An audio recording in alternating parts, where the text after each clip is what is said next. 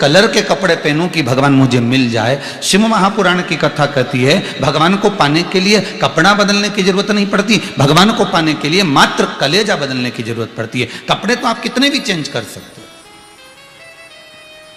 कपड़े तो आप कितने भी बदल सकते हो, पर चित्तवृत्ति, ये मन, ये कलेजा, ये वृत्ति, ये चित्त, ये भाव आप जब बदल लोगे तब भगवान को मिलने में देरी नहीं लगेगी। आपका निर्मल मन सो मोहि पावा, मोहि छल छिद्र कपट ना भावा। भगवान कहते हैं मुझे केवल अगर किसी चीज से रिझाया जा सकता है, अगर मुझे किसी चीज से अगर मनाया जा सकता है, मुझे किसी चीज से अगर तुम मुझे रिझा सकते हो तो अपना दिल मुझे दीजिए, अपना भाव मुझे दीजिए, अपनी चित्तवृत्ति मुझे दीजिए, अपना मन मुझको दे दीजिए।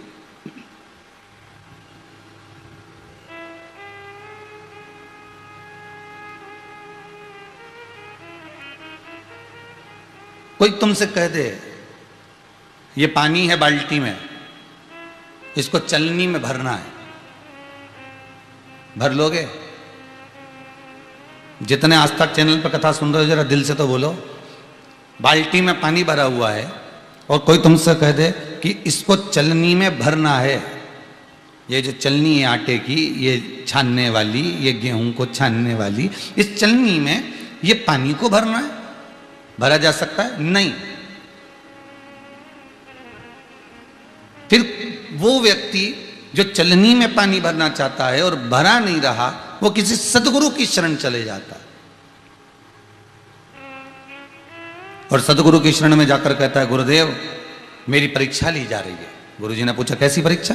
गुरुदेव वो चलनी में पानी भरने का बोल रहा है, मैं कैसे भर सकता हूं? गुरुजी बोले इतनी सी बात के लिए टेंशन लेकर बैठा है, पानी की बाल्टी को उठा ले जा और एक काम कर फ्रिज में रख दे, जब वो पानी कठोर हो जाए, बर्फ बन जाए, चलनी में लेके बैठ जा।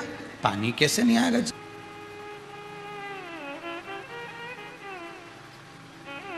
कई लोग कहते हैं भगवान को पाना असंभव है, कई लोग कहते हैं भगवान को प्राप्त करना असंभव है, कई लोग कहते हैं भगवान का मिलना असंभव है, पर यहां शिव महापुराण की कथा कहती है अगर निर्मल मन है, निर्मल चित्त है, निर्मल वृत्ति है, निर्मल भाव है तो फिर तुम्हें भगवान को ढूंढने में देरी नहीं लगेगी, फिर सब संभव हो सकता है, फिर आपको कुछ ढूंढना नहीं पड़ेगा, फिर वो मिल जाएगा। बस महाराज काशी में ढूंढा तुम्हें, उज्जैनी में पाया है, काशी में ढूंढा तुम्हें, उज्जैनी में पाया है। ओंकारेश्वर की नर्मदा में भोले बाबा का ठिकाना है, दुनिया वाले क्या जाने मेरा रिश्ता पुराना है। ये संबंध हम उसको संपूर्ण जगत में, संपूर्ण विश्व में, संपूर्ण जगह पर ढूंढने का प्रयास कर रहे हैं पर अपने भीतर खोज नहीं पा रहे। जिस दिन हमारी चित्तवृत्ति, जिस दिन हमारा मन, जिस दिन हमारी वृत्ति एक एकाग्र चित्त में परमात्मा की होगी, उस दिन भगवान हमारे पास में होगा, उस दिन मेरा देव अधिदेव महादेव तुम्हारे सामने होगा।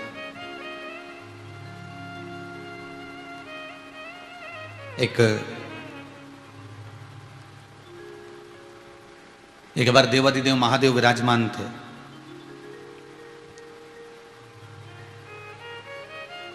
और भृंगी भगवान शिव का गण, भृंगी भगवान शंकर का गण, आज भोलेनाथ जी से कहकर जा रहा है गुरुदेव बाबा मैं किसी कार्यवश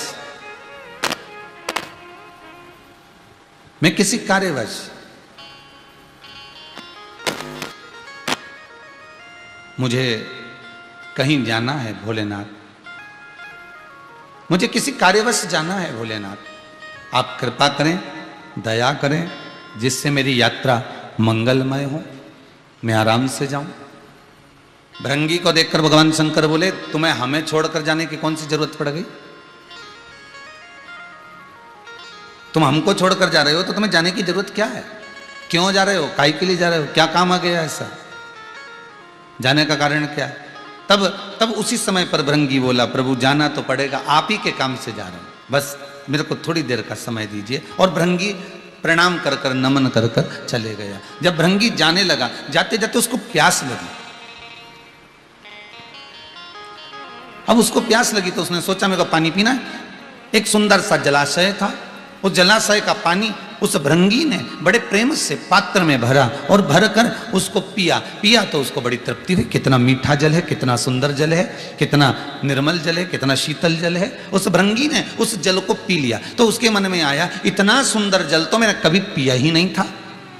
और भृंगी ने वहीं से एक पात्र में जल और भरा और वो जल लेकर भृंगी सीधे शंकर जी के पास आ गया।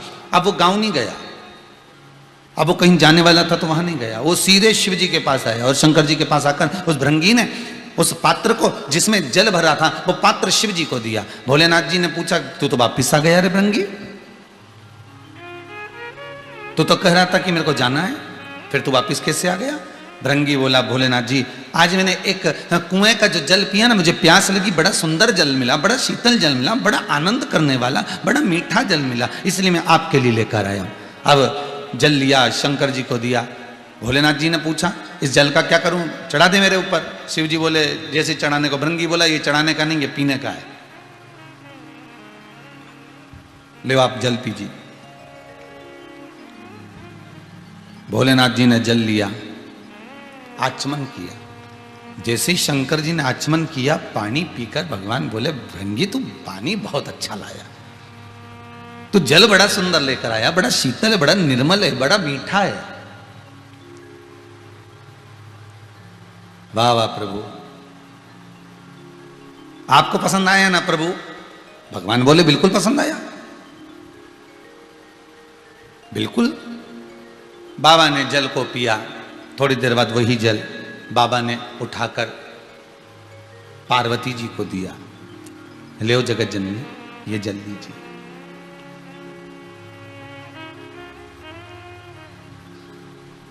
जगत जननी ने वो जल लिया, पिया। वाह वाह प्रभु, भृंगी एक बात तो है बेटा, बड़ा सुंदर जल लेकर आया है, बड़ा मीठा जल लेकर आया है, बड़ा शीतल जल लेकर आया है, तो पीने के लिए बहुत बहुत सुंदर जल लाया। पास में बैठे थे श्री कार्तिकेय महाराज, माता ने कार्तिकेय जी को दिया, कार्तिकेय जी ने जो मुख में लिया तो कुल्ला कर दिया। कार्तिकेय जी मुख में जैसे ही जल लिए उन्होंने कुल्ला कर दिया, जल को थूक दिया, बाहर कुल्ला करा और चिल्ला कर आकर बोले, माँ पिताजी जल कैसा लगा आपको? माँ बोली, बहुत मीठा था। पिताजी बोले, बहुत मीठा था, बहुत निर्मल, बहुत शीतल। आपको पानी खारा नहीं लगा? कितना गंदा जल लेकर आया है भृंगी, इसकी बुद्धि कहां चली गई? ऐसा खारा जल लेकर आया, बताओ ये कोई जल पीने लायक है? कितना दुर्गंध आ रहा है उस जल में से, कितना खारा जल है जो लेकर भृंगी आया। और आप कह रहे हो कि बड़ा मीठा जल है, बड़ा निर्मल जल है। एक घुट मेरे कंठ पर ना गया, मेरे को थूकना पड़ा। ये पीने लायक जल है?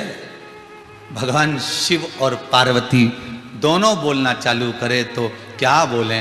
भगवान शंकर ने कहा, कार्तिकेय स्वामी तुम भृंगी के लाए हुए जल को देख रहे हो, जल को पी रहे हो, और हम भृंगी के लाए हुए निर्मल भाव को देख रहे हैं, निर्मल भाव को पी रहे हैं। जब उसने पानी पिया, उसकी बुद्धि में यह नहीं आया कि मुझे दूसरे के लिए लेकर जाना है, उसकी बुद्धि में चित्त में यह नहीं आया कि इस जल को मेरे को घर लेकर जाना है, इस जल को मैं जहां जा रहा हूं वहां तक लेकर जाना है, इस पानी की बोतल को भरकर मैं अपने वहां तक जा रहा हूं ना तो वहां तक लेकर जाना। जब उसने पानी की बोतल को भरा, जब उसने जल को पिया, पीते से ही उसकी चित्त वृत्ति में यह तो आया कि मुझे शंकर जी के लिए लेकर जाना है। और जाते जाते आधे मार्ग से वापिस आ जाना और आकर मुझे जल पिलाना, ये निर्मल मन नहीं तो क्या, ये चित्तवृत्ति निर्मल नहीं तो क्या। अगर चाहता तो बॉटल लेकर चले जाता, चाहता तो कलश में जल भरकर अपने जहां जा रहा था वहां चले जाता, चाहता तो पानी भरकर अपने घर के लिए, परिवार के लिए, कुटुंब के लिए ले जाता।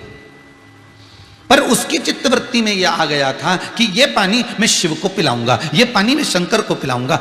शास्त्र कहता है, शिव महापुराण की कथा कहती है कि पुष्प अच्छा है, बुरा है, पुष्प सूखा है, गीला है, यह मायना नहीं रखता। बस पुष्प भले तुम शिव को चढ़ाए ना चढ़ाए, शिव महापुराण की कथा तो इतनी कहती है कि अगर दिल से भी आपने दे दिया तो भगवान ने उसको स्वीकार कर लिया। और सरल भाषा में सुनिए,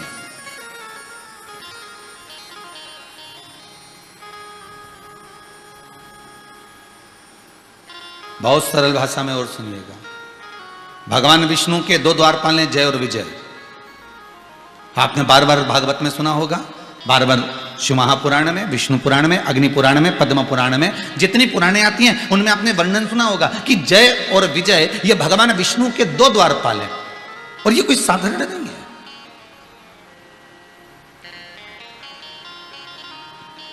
फिर वही बात आ गई, जिसको जनता चुनती है वो संसद में बैठता है, और जिसको मेरा देव अधिदेव महादेव चुनता है वो सत्संग में बैठता है। आप संपूर्ण इतने बड़े विश्व में, इतनी बड़ी पृथ्वी पर, इतनी बड़ी भूमि पर सबके घर में टीवी है, सबके घर में मोबाइल है, सबके घर में जहां तहां आप देखो, सबके घर में इतनी पब्लिक निवास कर रही है, इतने लोग रह रहे हैं पूरे शहर में, पूरे गांव में, पूरे नगर में, पूरे क्षेत्र में।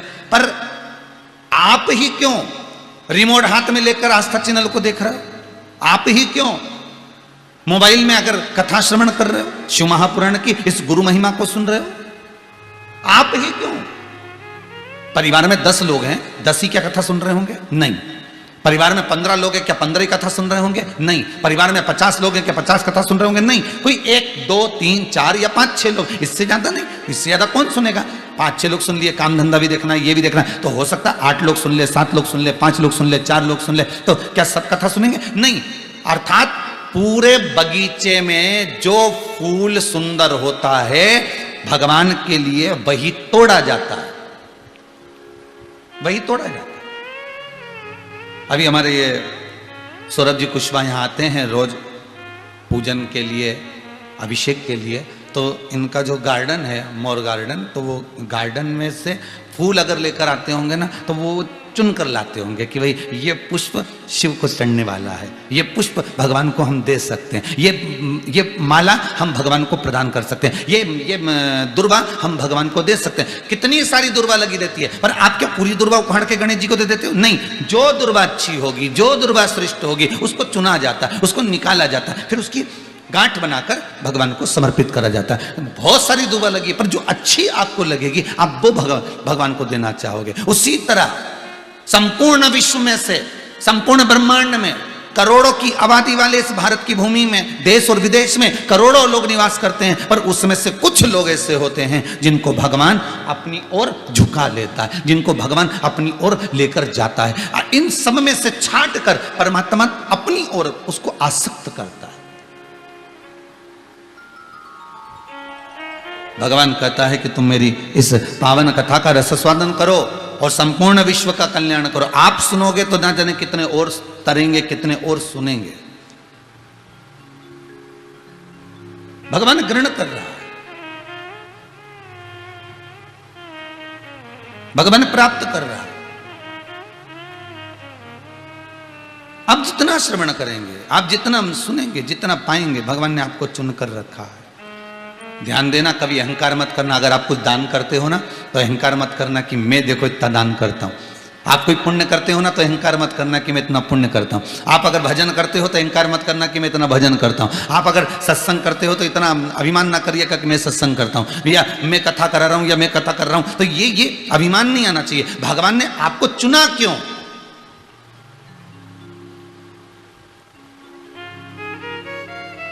कितने बड़े बड़े सेठ पड़े हुए हैं, भगवान उनसे दान करवा देता।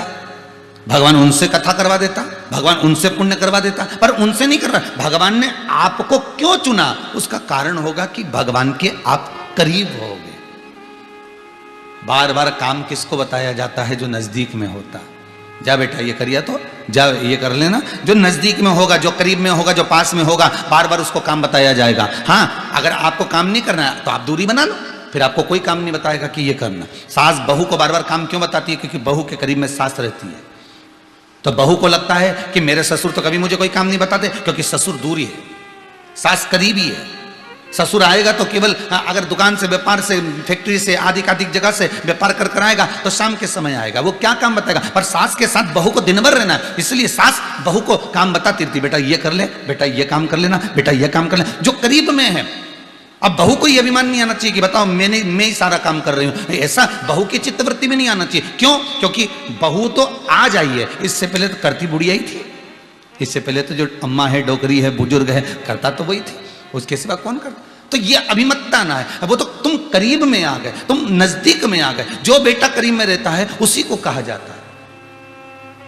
एक माता पिता के अगर 3-4 बेटे हैं, 4 बेटे में से 3 कहीं रह रहे हैं, एक बेटा माता पिता के पास में रह रहा है, तो माँ उसी बेटे को कहेगी जा बिजली का बिल जमा करिया, जा नल का बिल जमा करिया, जा ऐसा करिया, जा वैसा करिया। वो बेटे से कहेंगे। और बेटे की पत्नी कहेगी बताओ मम्मी तुमको काम बोलती हो, तीनों तो ऐश की जिंदगी जी रहे, तीनों अपनी अपनी जगह पर रह रहे हैं और तुमको काम कर रही है। तो उसका कारण क्या है? वो दूर रह रहे हैं, वो दूरी बना कर रह रहे हैं, उससे कह नहीं सकते। जो करीब में है कहा उसी से जाता है।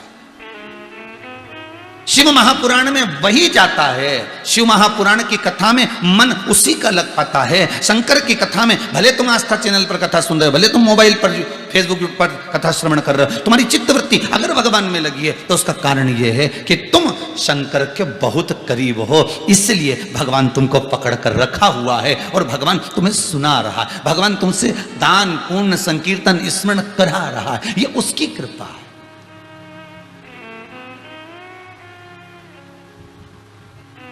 ये उसकी दया। अब शंकर भगवान बोले कार्तिकेय स्वामी से, कार्तिकेय सुनो, तुम कह रहे हो ना कि इतना खारा पानी तुमने कैसे पी लिया? शंकर भगवान कहते हैं निर्मल मन सो मोहि पावा। भाव से अगर कुछ दिया जाए तो भगवान कहते हैं मैं उसको स्वीकार करता हूं। कैसे? भाव से।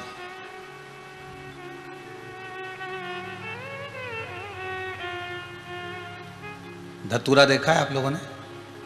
जितने टीवी पर कथा सुनते, धतूरा जिसमें कांटे कांटे होते हैं, गोल धतूरा।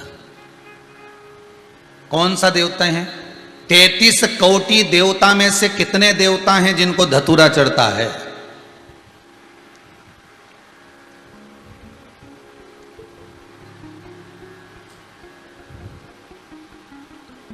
तैतीस कोटि देवता में से कितने देवता हैं जिनको आंकड़े का फूल चढ़ता है? वो सफेद कौवे का, आंकड़े का फूल। जिस पुष्प को तोड़ने पर, जिसकी पत्ती को तोड़ने पर जहर निकलता है, जरा सा आंखों में लग जाए तो लोग अंधे हो जाएं। वो आंकड़े का पुष्प को तोड़ना सरल होता है? जरा सा उसका दूध अगर आंखों में लग जाए तो लोग अंधे हो जाते हैं, इतना जहर रहता है।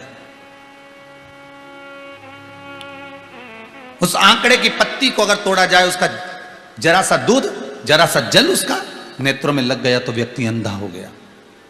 अब कितना विष होगा उसके अंतर्गत देखिएगा जरा। जरा सा फूल तोड़ा, हाथ चिपचिपा हो जाता विष के कारण। उस आंकड़े के फूल में, उस सफेद आंकड़े के पुष्प में इतना जहर होता है। वो धतूरे में कितने कांटे होते हैं, उसको तोड़ा जाए उसमें भी जहर होता है, उसमें भी जहर है। अब जरा विचार करिए, 33 कोटि देवता को उठाकर देखिए।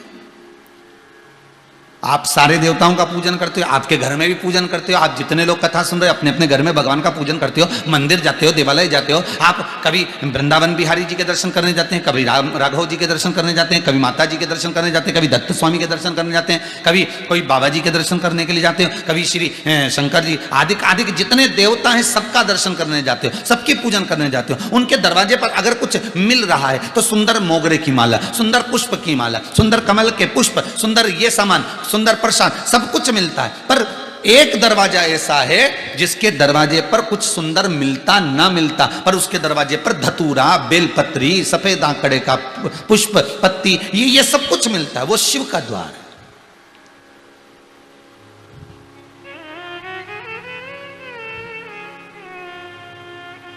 वो शंकर का द्वार।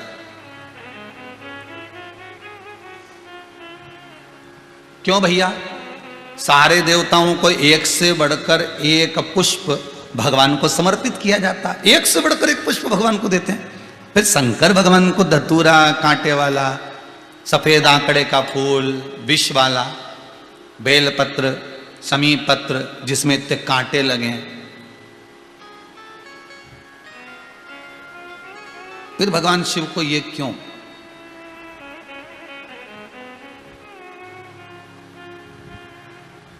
श्री देव ऋषि नारद, कथा निकली है तो जरा ध्यान से सुनिएगा कि सबसे पहला धतूरे का फूल शंकर भगवान को किसने दिया था। आपके बच्चे पूछ सकते हैं आपसे भी, मम्मी ये तुम ये कांटे वाला धतूरा शंकर जी को चढ़ा रही हो, उसको चुभेगा नहीं भगवान को? सबसे पहला धतूरे का फूल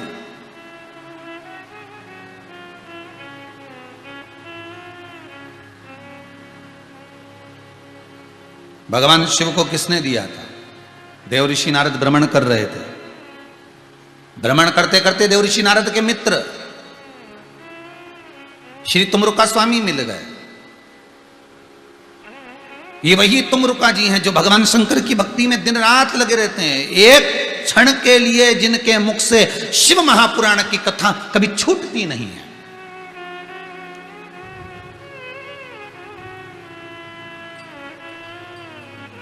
एक क्षण के लिए भी शिव महापुराण की कथा उनसे रुकती नहीं।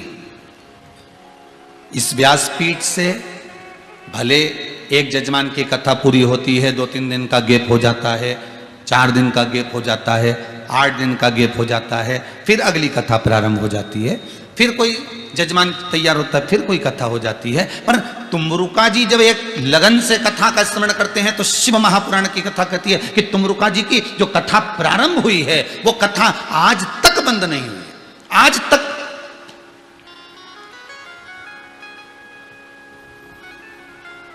शिव महापुराण की कथा आज तक तुमरुका जी के मुख से बंद नहीं हुआ। हमको कभी कभी बड़ा आश्चर्य होता है साहब, बड़ा बड़ा विचित्र लगता है कि आखिर इस कुबेरेश्वर धाम में लोग आते हैं, यहाँ पर आकर चप्पल उतार कर इस भूमि पर खड़े होकर, भले कुबेरेश्वर भंडारी अभी नहीं बैठे, भले मेरे ठाकुर नहीं बैठे, पर चप्पल उतार कर वो खड़े होकर इस भूमि पर जो बोल कर जाते हैं, 3 महीने में भोलेनाथ इनको बुला लेता, 3 महीने में बाबा विश्वनाथ ऐसी कृपा कर देता कुबेर भंडारी कि उनको आना पड़ता, वो तुरंत आ जाते।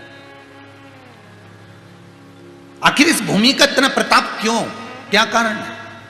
भूमि तो वही है, और ऐसा क्या है इस भूमि में? कितने साल से, लगभग 1.5-2 साल हो गए, लगातार शिव महापुराण की कथा इस भूमि पर चल रही है, लगातार। कल हिसाब जोड़ के बताएंगे कि अभी तक यहां पर इसी व्यासपीठ से, इसी जगह से, इस जगह पर, इस स्थान पर कितनी शिव पुराण हो गए, तो उसका कुछ तो कारण होगा। बाबा ऐसे ही करा देगा क्या? बाबा ऐसे ही बोल देगा? कुछ तो कारण हो सकता है। शिव महापुराण की कथा तुमरुका जी के मुख से निरंतर बह रही। तुमरुका जी कैसे हैं? देव ऋषि नारद जैसी वीणा उनके हाथ में, करताल हाथ में, देव ऋषि नारद जैसा शरीर है उनका, बस मुख घोड़े का लगा है, मुख घोड़े का।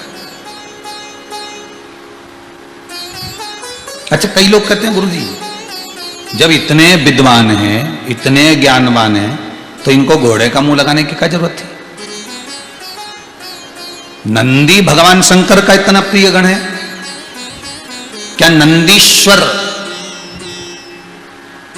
जब ये ब्राह्मण के घर में एक छोटा सा बच्चा जन्मा था, नंदी का जब जन्म हुआ था, बड़ा सुंदर नंदीश्वर था, इतने सुंदर बालक थे न, शंकर जी का अंश है, शिव का एक स्वरूप। एक ब्राह्मण अपने वंश को बढ़ाने के लिए शंकर जी की आराधना कर कर कहता है भोलेनाथ मेरे घर में संतान हो। तो शिव जी ने पूछ लिया कैसी संतान हो? तो वो कहता है आपके जैसा, आप स्वतः मेरे यहां जन्मे। जो शंकर स्वयं भूमि में से प्रकट हो रहा है, पृथ्वी में से प्रकट हो रहा है और उस ब्राह्मण के घर में जा रहा है,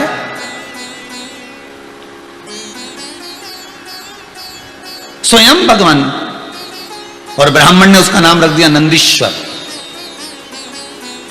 नंदीश्वर उसका नाम रखा, और नंदीश्वर नाम रख भी दिया, और नंदीश्वर नाम रखने के बाद वो आनंद पा गया, शिव जी की भक्ति में डूबा रहा, डूबा रहा और डूबा रहा। इतनी भक्ति भगवान शंकर की करी, इतनी भक्ति करी, अल्पायु होने के बाद भी भगवान की भक्ति में लगा रहा तो पूर्ण आयु भी मिल गई, और शिव की भक्ति में रमा रहा। और समय एक ऐसा आया कि वो भगवान शंकर का इतना प्रिय हो गया कि शंकर भगवान के पास, शिव जी के पास पहुंचा। शंकर जी ने कहा मांग तुझे क्या चाहिए? नंदीश्वर कहता है ऐसी कृपा कर दो, अगर मैं सुंदर रहूंगा तो लोग मुझ पर आसक्त रहेंगे, अगर मैं सुंदर रहूंगा तो लोग मुझ पर आसक्त रहेंगे। प्रभु कृपा ऐसी कर दीजिए, मेरा मुख पशु का लगा दीजिए। कौन मांग रहा है? नंदीश्वर। मेरा मुख पशु का लगा दो।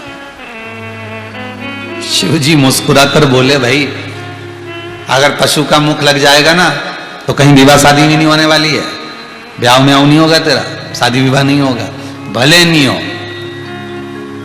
शंकर भगवान अगर कृपा करें तो पत्थर पे फूल खिला दे तो ये ब्याह शादी तो आपके हाथ में है, जन्म मरण परण तीन तो आपके हाथ में। मेरे को क्या सोचना उसको, तीन तो आपके हाथ में, ठीक है। शिव जी बाल हे ओगड़ी, हे भोलेनाथ त्रिकालदर्शी कृपा करिए, शंभु कृपा करिए, मेरा मुख आप इसको पशु का मुख लगा दीजिए। इंसान के, मनुष्य के धड़ पर शंकर भगवान ने बेल का मुख लगा दिया, पशु का मुख, बेल का मुख लगाया। भगवान शिव इतने प्रसन्न हुए कि मेरे लिए तूने अपने रूप का त्याग कर दिया, तू मेरा प्रिय गण होगा, मेरे स्थान के सामने तेरा स्थान होगा। जितनी आराधना लोग मेरी करेंगे उतनी आराधना तेरी करेंगे। मुझे पाने के लिए संसार के लोग तेरी प्रार्थना करेंगे। और सुन नंदी, आज तुझे वचन देता हूं, नंदी तुझे वचन देता हूं नंदी, सुन। कोई अनभिज्ञ व्यक्ति जिसको कोई मंत्र नहीं आता, कोई साधना नहीं आती, कोई श्लोक नहीं आता, पूजन नहीं आती, अर्चना नहीं आती, अनुष्ठान नहीं आता, नंदी तेरे कानों में अगर कोई कहकर जाएगा कि मेरे शंकर को मेरे यहां लेकर आना, तो मैं स्वयं नंदी तेरे को लेकर उसके दरवाजे तक जाऊंगा। यह वचन मैं तुझे देता हूं। यह नंदीश्वर जिसने अपने रूप का त्याग कर दिया,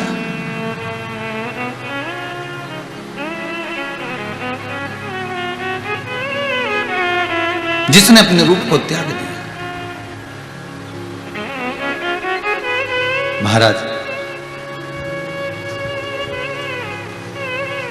जो अपने रूप का भी त्याग कर सकता है भगवान के लिए, भगवान उसके लिए क्या ना कर सकता, क्या ना। ले ये भृंगी लाया है, कोई साधारण है क्या?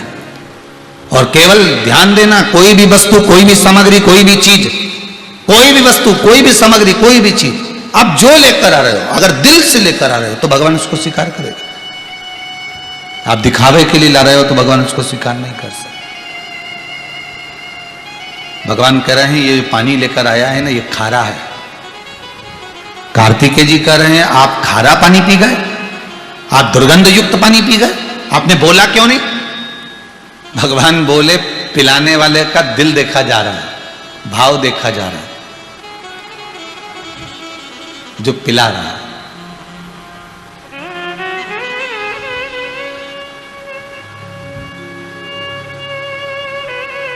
ये मन पिला दो मुझे शाम हो मस्ती के प्याले, पिला दो मुझे शाम वो मस्ती के प्याले, मेरा डूब जाने को जी चाहता है, तेरा दर्श पाने को जी चाहता है। जो मिले वो भाव से मिले, जो मिले वो निर्मलता से मिले, जो मिले वो आनंद से मिले, तो क्यों नहीं पाऊंगा? कार्तिकेय जी ने कहा मां अगर पिताजी नहीं बोल पाए थे कि पानी खारा है, आप तो बोल सकती थी, तो आप भी तारीफ कर रही हो। माता पार्वती जी ने कहा सुन बेटा कार्तिकेय, अगर कोई निर्मल मन से अगर कोई वस्तु प्रदान करता है हमारे लिए लेकर आता है, जगत के लिए नहीं, हमारे लिए। बहुत ध्यान देना, बाजार से सब्जी खरीद कर लाओ ना, तो भी तुम्हारे भीतर भाव होना चाहिए कि आज भिंडी में लेकर जा रही हूं, आज गिलकी लेकर जा रही हूं, आज आलू लेकर जा रही हूं, मेरे को भगवान का भोग लगाना है। आज एकादशी है, कल जितने लोगों ने भी आलू खरीदा होगा, साबूदाना खरीदा होगा, बगर खरीदा होगा, चिप्स खरीदी होगी, जो भी कुछ खरीदा होगा वो ये सोच के खरीदा होगा कि मेरी पत्नी का व्रत है, मेरा व्रत है, एकादशी का व्रत है, तो मेरे को ये चीज खरीद के लाना है, मुझे ये सामान लाना है। पत्नी भी फोन लगाकर बोल रही कल एकादशी है, ये सामान लिया ना, कल एकादशी है, थोड़ा साबूदाना लिया ना, थोड़ा मूंगफली का दाना, सिंगदाना लेकर आना। पत्नी भी फोन लगाकर बोली।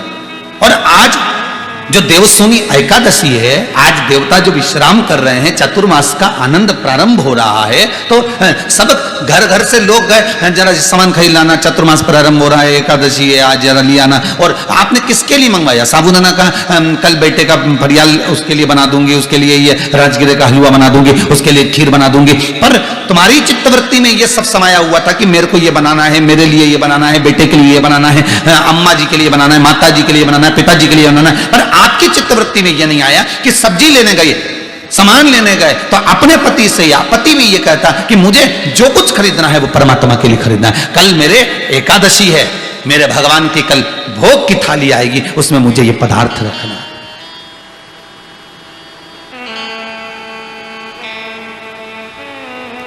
पार्वती जी कर रही हैं संसारवासियों में और भृंगी में यही अंतर। भृंगी पानी लेकर आ रहा है तो हमारे लिए, संसार वाले पानी लेकर आते हैं तो खुद के लिए, खुद के लिए।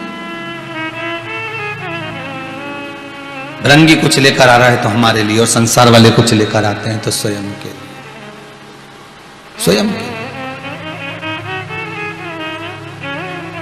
ये श्रेष्ठता नहीं, इसमें कोई सुख का भान नहीं है हमारे। शिव जी कह रहे हैं जो वो जल लाया मैं खारा था, इतना खारा पानी मैं पी नहीं सकता था, पर मैंने उस जल को पिया। उसका कारण केवल इतना था कि वो जो भाव से लेकर आया था उस भाव से पिया। कार्तिकेय जी महाराज को थोड़ा सा भाव में जागृतता आई कि बताओ इतना अच्छा जल छोड़कर पिताजी ऐसा जल पी गए, माताजी ऐसा जल पी गए, और भृंगी कितनी तारीफ कर रहे हो। भृंगी, फिर भृंगी से कहा भगवान कार्तिकेय ने, पहले शिव जी से कहा, फिर पार्वती से कहा, पार्वती के बाद में भृंगी से कहा, क्यों रे ऐसा पानी भरकर लाया स्वामी को पिलाने के लिए, अपने स्वामी को पिलाने के लिए तू ऐसा पानी लेकर आया जो खारा है। भृंगी ने कहा मुझे तो खारा नहीं लगा। जो भृंगी ने पानी को पिया, पीते से कहा हाँ नाथ ये खारा है, आप कैसे पी गए? भगवान शिव कहते हैं भृंगी, जब तू उस सरोवर में से पानी पी रहा था तो तेरे मन में ये आ गया था कि ये जल मैं शिव को दूंगा, इसलिए मैंने उस जल को निर्मल कर दिया था। अब ये जल संसार वासियों के सामने आया तो उनको खारा लगा, ये संपूर्ण संसार विश्व किसको बुरा लगता है?